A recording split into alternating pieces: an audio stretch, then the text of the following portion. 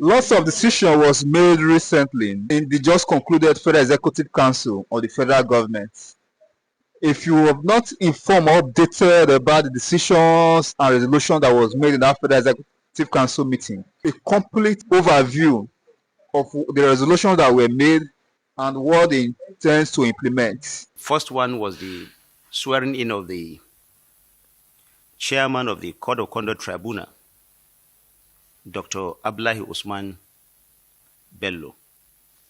He was sworn in today as part of the Federal Executive Council deliberation. It was the first part.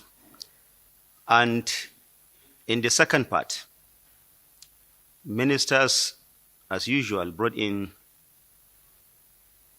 council memos for deliberation. I'm going to take you all through that. But very importantly, there are very important decisions taken by the Federal Executive Council today concerning the realignment and renaming of some ministries. I recall that in his continuous desire to ensure that government is always being streamlined to bring about greater efficiency for the public good, the administration of President Bola Ahmed Tinubu has taken yet a very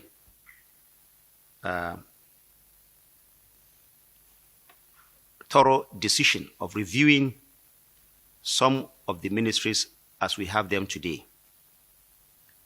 And let me announce that the erstwhile Ministry of Niger Delta has now been renamed Ministry of Regional Development. Now, recall that apart from the Niger Delta, there are other regional bodies that have been set up by government and that have been also assented to by the National Assembly. So the President and members of Council today took a decision to rename that ministry so that all these other regional bodies will come under this new Ministry of Regional Development. In other words, the Northwest Development Commission, Southeast Development Commission, and all those commissions and all those regional bodies set up by government are now being brought under the Ministry of Niger Delta. Ministry of Regional Development. Second, there is also the winding down of the Ministry of Sports Development. There is no longer, from today, the Ministry of Sports Development. All activities and programs of the Ministry of Sports Development are now being brought under the National Sports Commission. Number 3, the Ministry of Tourism has also been scrapped.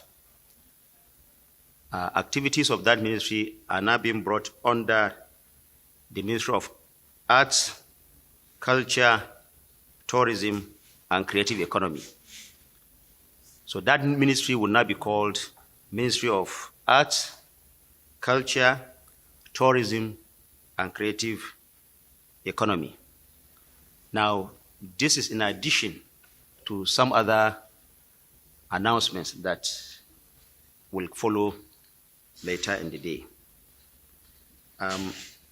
Like I said earlier, a number of memos have been discussed. I will now bring in the ministers, beginning with the Honorable Minister of Works, who will take us through the memos that he has presented to Council for the benefit of all Nigerians. The Honorable Minister of Works. Just a minute, permission from Honorable Minister of Information to, clear a few things in a way of announcement before I will now, read the memos.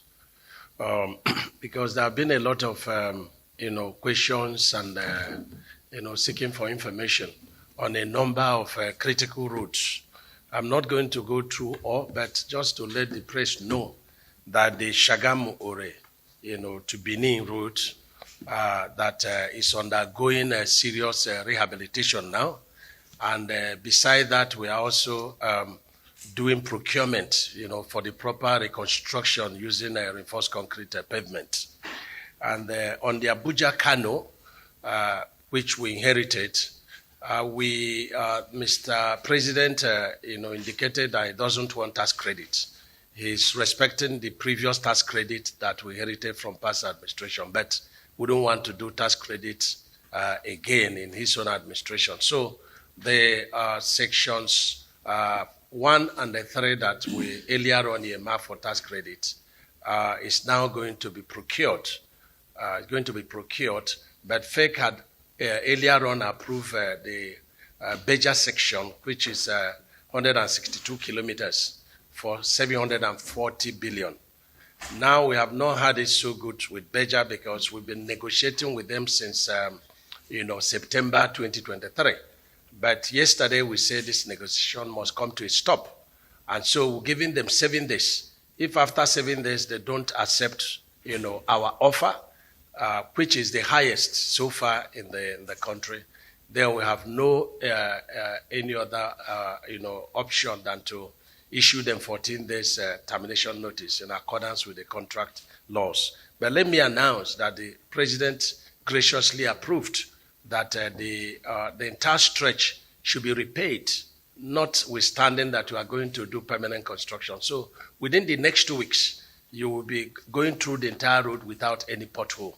That is what we are doing.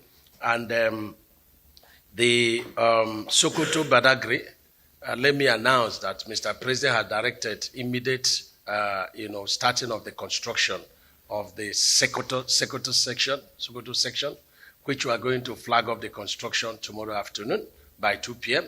It's going to be live in some of the TV stations. And then KB, 11 a.m. on Friday. It's good to announce that. And again, a lot of issues on Oyo Bomosho. Let me say that some of these projects have lasted for 18 years. They're all inherited projects. So we are going to do repairs on the Oyo Bomosho, and we are also doing a procurement process. The same thing, work is going on Makodi to 9th Mile, but we've directed for, some repairs procurement to, happen on that. Same with Kasinala, in Cross River and Makodi. So I just needed to say this, not also leaving Oduopani in Cross River and Akwa Ibom sections. So just a few. And so going to the memos that we got approval today, recall that when we took over, the president came on board, he inherited 2,604 projects, and with a contract sum of 13 trillions and a debt profile of 1.6 trillion. What Mr. President, did was to use the 2024 envelope of the Ministry of Works to bring all the projects, to make it, all of them alive. And that's what we did. And that's why we didn't have much of new projects other than maybe few constituency projects from the National Assembly. And so we have been able to manage, the projects as inherited. But there is no way we can cover the 2,604 projects, at the same time. So what FEC directed is to begin to rescope the projects and begin to phase the project in line with available, budgetary provisions. And that's what we did. And we did that in the construction of, Buo, Kangiwa, Kamba, Gaya, Niger Republic Road in Kebbi State. It was about 127 kilometers, but the fund available can effectively cater for 30 kilometers. So we have phased it into 2. First phase is 30 kilometers, which FEC approved today, and then the second phase is 97, and this will be procured when fund becomes available. It's the same thing with Yola Hong Mubi Road in Adamawa State. It was a total of about 176 kilometers. So what we are doing now is to do 58 kilometers within the limit of available funds, and then 127 kilometer will also be done in subsequent phases. And then we also have the Kachako Dambazua route in Kano State. It was a total of 28.8 kilometers as awarded. And then what we have done now is to procure 5.6 kilometers phase 1 in line with money available, and then the 23.2 kilometer will be awarded next phase. So the beauty of this thing and the ingenuity of it is that once we are procuring and phasing, we not suffer, a lot of inflection and fluctuations, due to a lot of dynamics in the construction materials. And finally, we presented a memo to FEC that where there is proof of funds, there is available funds, the Procurement Act allows MDAs to pay a maximum of 30% advance payment. And let me emphasize that this advance payment, when you read the law, it says may pay. And so when people are giving contracts and they don't mobilize and they say they have not been paid a mobilization, it is not legally binding because the word says may pay. And so some people turn it shall pay. So no, it's may pay. So where we have funds and we have available fund beyond this 30%. So what we are, we requested from FEC is approve that we first pay 30%, which is the Procurement Act, and not more. And then when the contractor has started work, and to the satisfaction of the Ministry of Works, we should be allowed to pay additional funds. Yes, the law allows us to pay in terms of materials on site, but we are asking beyond that. What is the essence of this? Is to mitigate a lot of fluctuation and inflection, because we have a lot of indices that affect the Ministry of Works, like the petroleum, it affects it. The dollar exchange rate also affects. So we are doing everything to manage the resources within the available funds so that we mitigate inflation. And so are we be seeking permission from the Honorable Minister and my colleagues here, and of course the press, to allow me to exit. If there may be questions, he is very capable, he can answer it, and so that I can travel to Sokoto to perform the assignments. There have been approvals for some contracts, about 7 of them, for the Nigerian Custom Service. The next one is that there's an approval for an agreement for the elimination of double taxation with respect to taxes on income and prevention of tax evasion and avoidance between the Federal Republic of Nigeria and the Hong Kong Special Administrative Region of the People's Republic of China. Like I said, we'll give you details of that later.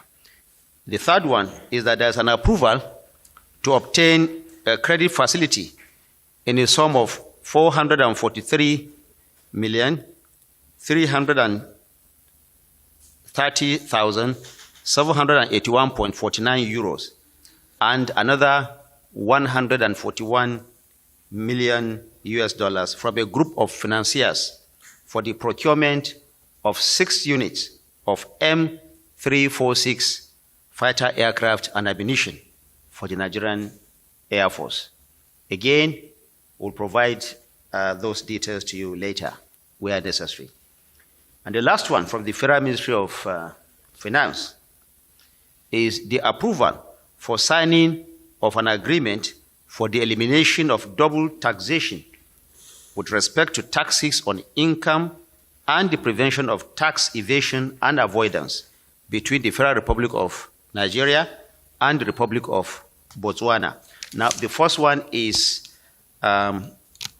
relating to the Hong Kong region, and this one is the Republic of Botswana. So there's a difference, similarity, but there are two different agreements, just to bring you to speed on that. Today at the Federal Executive Council, the President has given a charge through the Minister of Information on CNG, We are well aware that the President set up a presidential committee on the CNG to drive the CNG project.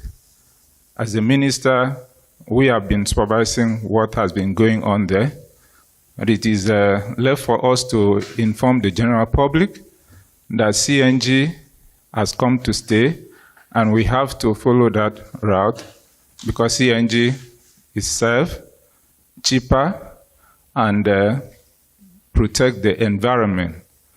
So today the President has talked about ensuring that most of the filling stations across the country are converted into CNG stations where you have the conversion kits so that people can convert their vehicle to CNG. And of course, it is important to note that when you are using CNG, you save a lot of money. The fuel, a liter of fuel that can go for 1,000 naira, with CNG, you get it at 200 naira, which saves you 800 naira. And I believe with the passion of Mr. President, the push that he has given to us, we'll try as much as possible to drive the CNG program to reach all the nooks and crannies of this country, so that we will take advantage of the natural resources, gas, that God has endowed us. So we solicit for the cooperation of the press to preach this gospel and encourage people to embrace CNG. Thank you very much. Is about 1,000 plus or minus. And CNG of that equivalent will be about 200 naira. So what the President and Council are saying is that there is the need for further enlightenment of the Nigerian public to know the advantages of using the CNG, not just because it is cheaper, but because it also marks our own transition from the fossil fuels to cleaner energy that the world is moving towards. This is part of the deliberations at Council. Thank you, Honourable Minister. Today we sought for approval from the Federal Executive Council for the creation of a Creative Economy Development Fund. This is a special purpose vehicle that will allow members within the creative economy to have access to funding and also use their IP as collateral in terms of monetization. We identified very early on that the very basic structures in order for us to really tap into the potential of the creative economy was missing. So we got to work in putting up those structures. IP policy is one of those very basic structures that was missing. We are working together with the Ministry of Industry, Trade and Investment and with the Ministry of Justice to ensure that we deliver IP policy, hopefully within maximum, within at the very last phase, within the next 2 weeks. So that IP will allow creatives to use it to get collateral, to get access to funding. And again, one of the things that we identified was that members of the community, the creative community, cultural and creative community, have absolutely no access to funding. So this is a special purpose vehicle that will give them funding, that will be able to allow us to leverage funding that we're getting. We already have commitment, for example, from a FEC bank that has committed to giving us $200 million and a number of other sources. So this is a special purpose vehicle that will allow us to give this funding to members within the community, and hopefully we'll be able to really tap into the potential and reach our targets of economic expansion, creative expansion, cultural expansion, of course, job creation specifically for a younger demographic. Thank you. Become necessary to give further clarification on the issue of the rate designation of the Ministry of Niger Delta as measured by the Minister of Information, so that people over there will not go further to misconstrue what has been done. First, by its name and its nomenclature, Niger Delta is just within the 9 states of that region. Today, you are all aware that a number of regional development commissions like Northwest Development Commission, Northeast, Southeast, and some other that are coming up are already in place. And there must be a ministry that will supervise all these agencies. And in order to do that, today, Mr. President and the FEC decided that all these commissions that have been created and signed by the National Assembly will be brought under the supervision of the SY Ministry of Niger Delta, which is now redesignated as the Ministry of Regional Development. For our people over there in the Niger Delta region, I would like them to know that that has not removed anything from them. The NDDC is still very much in place, which is still under the Ministry of Regional Development, and all other such agencies are there. It's just a question of change of nomenclature. That is what has been done. And I wouldn't want anybody in that region to begin to feel that the Ministry of Niger Delta has been scrapped and is no more in existence. All the structures and everything about the Niger Delta remains. It's just a change of nomenclature and, of course, expansion of activities of the ministry. So I think it's something worth to be commended, the vision and the foresight of Mr. President.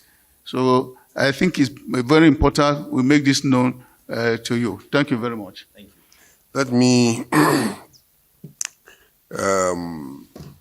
say that today we brought a memo on behalf of the PTDF, which is the Petroleum Technology Development Fund, that had initiated a program called the PTDF STEM Fund. STEM is science, technology, engineering, and mathematics.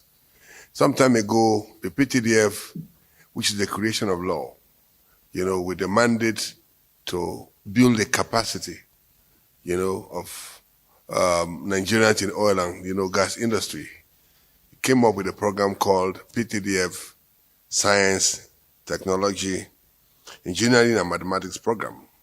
They sought to obtain presidential approval, and today we brought a memo to council to be able to print 1 million science textbooks. The science courses, that they identified that Nigerians have deficiency. Physics, chemistry, biology, mathematics, computer science, and, they just believe that for us to match up with the rest of the world, we needed to build a capacity at the secondary school level. And this program is meant to print 1 million textbooks, science textbooks, that will be distributed to all the local government, 774 local government areas in the country, and also to support the 104 unity schools that we have in the country, and then 122 special schools, secondary schools that we have in the country. This memo was brought before council, and it was approved by council. Essentially, what is important is that this is to support and build capacity at the secondary school level. For you to, to match up with the rest of the world in terms of technological and engineering development, you need to lay a very solid foundation. And some time ago, as part of the mandate, they found out that we're lagging behind. And so they decided that, look, they were going to build both physical and digital libraries. We brought a memo a few weeks ago, and that was approved by council, for PTDF to build, digital, and physical libraries in about 1,000 secondary schools in the country. This is to complement that effort of the PTDF that had the mandate to build capacity in Nigeria. Thank you very much. I go on to this activity that took place in the Federal Executive Council meeting of today. Let me inform that if you could recall, on the 23rd of September 2024, the Federal Executive Council constituted a committee, a technical committee, to assess dams across the country. And membership of that committee were Minister of Water Resources and Sanitation, Minister of Information, Minister of Finance, Minister of Budget and National Economy, Minister of Environment, Minister of Housing and Urban Development, the National Security Advisor. So this committee was inaugurated on the 2nd of October, and a subcommittee was being constituted. At the moment, the committee is moving around. We want to appeal with the press to support this committee, because at the moment now, the committee has been constituted into two teams, Team A and Team B. The Team A is now in Bauchi State. They were in Plateau State yesterday. They're in Bauchi now. They'll be moving to Gombe State. From Gombe State, they will proceed to Adamawa State. While the Team B moved to Delta State. Today, they are in Enugu State. They will be moving to Cross River. So that is how they are moving around. And by the grace of God, we are going to cover about 36 critical dams in the country before we go on to the second phase of the dams, where the reports can now be generated for Nigerians and briefing will be given out.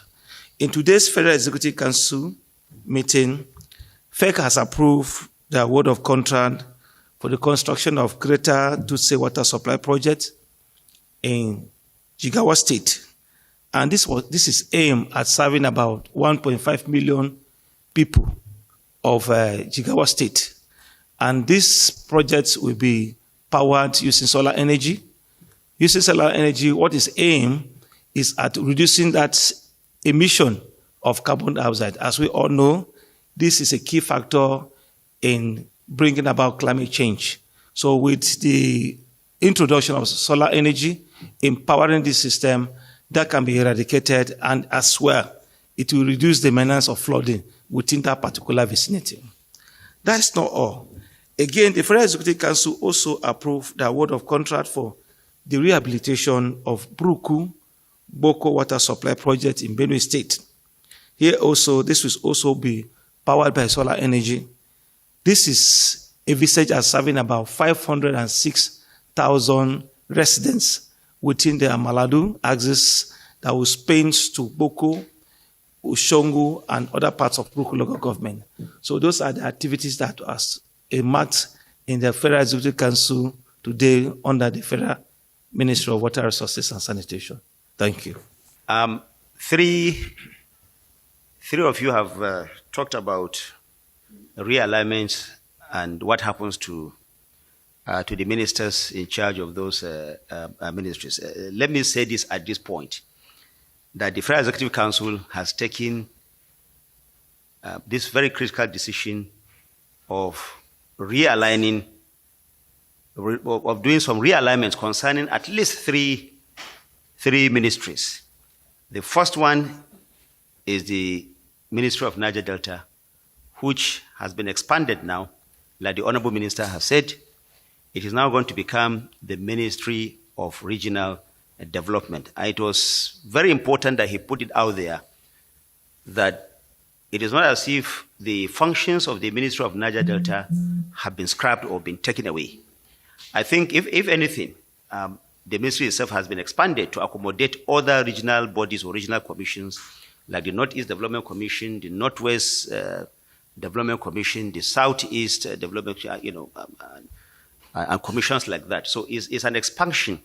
What the Federal Executive Council has seen is the need to bring this development closer to this, to the people, closer to their regions. And so there's now an integration of the function of all these commissions under the supervision of the new Ministry of Regional Development. I think it is clear, and it was good that he also mentioned that.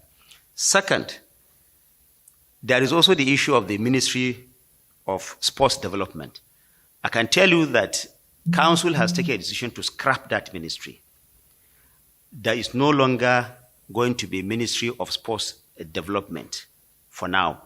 Now, the functions of that, of what the Ministry of Sports Development is doing, is now going to be taken by the National Sports Commission. Now, there was a question as to whether who that report to.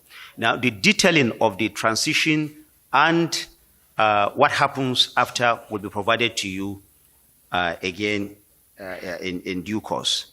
But certainly the Ministry of Sports Development has been taken out.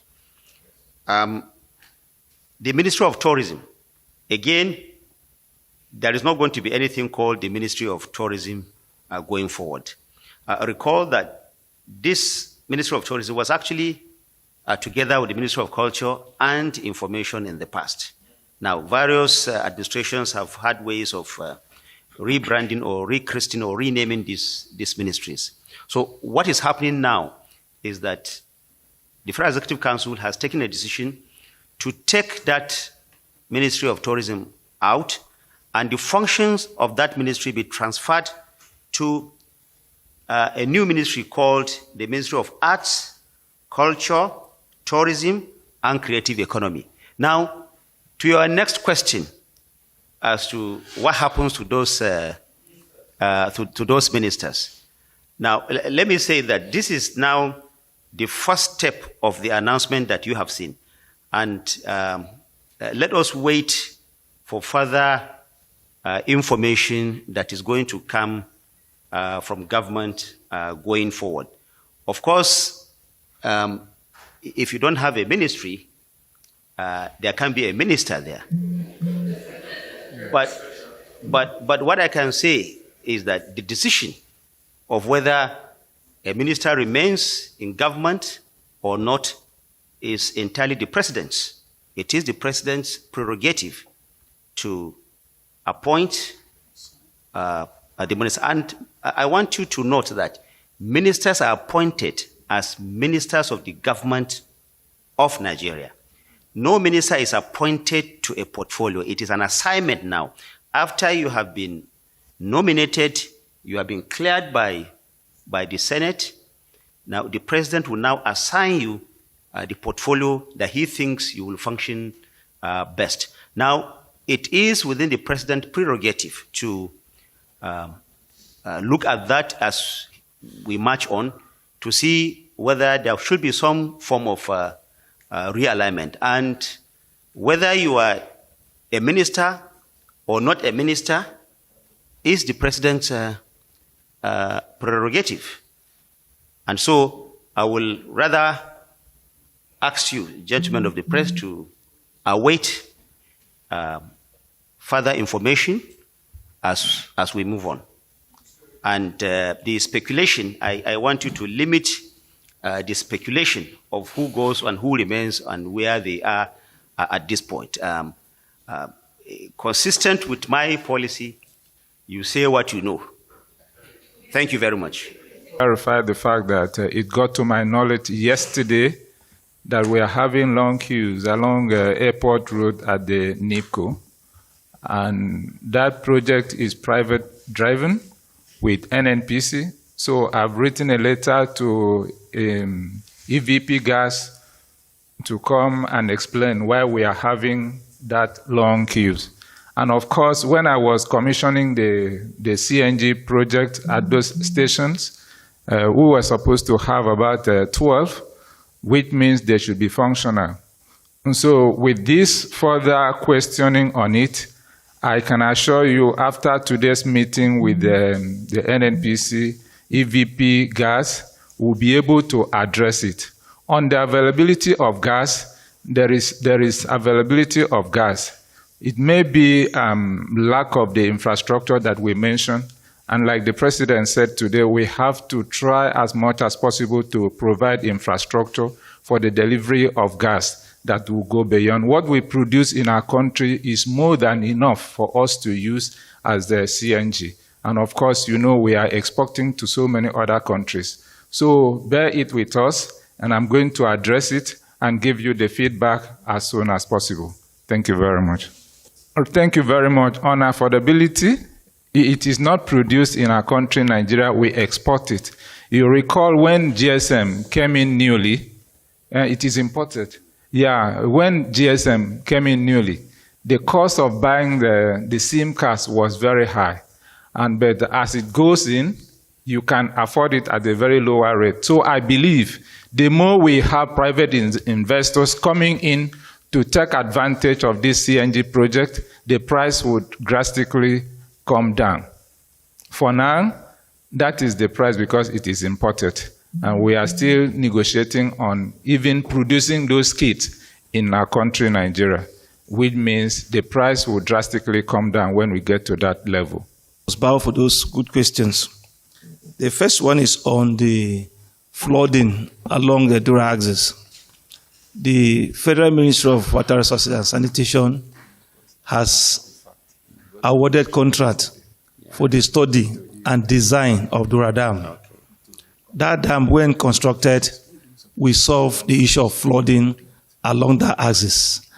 And on the issue of the route, I sent my people to that particular area where it was affected. And on the issue of the route, we are discussing with the Minister of Works, and steps have been taken to alleviate the challenges along Makurdi-Kasnala route. The second question is on the Presidential Committee of Flood Mitigation in Nigeria. Yes, the committee met, did their findings, and the report was submitted to Mr. President. And one of the recommendations was that money should be given to states to intervene in their various arena. And 3 billion was released to states to mitigate flooding in their various states, and that is ongoing. Adano, who was heading the technical committee, is also a member of this subcommittee, and they are moving around the country on one of the recommendations of that particular report. And it's a step in solving the flooding situation in Nigeria. Thank you.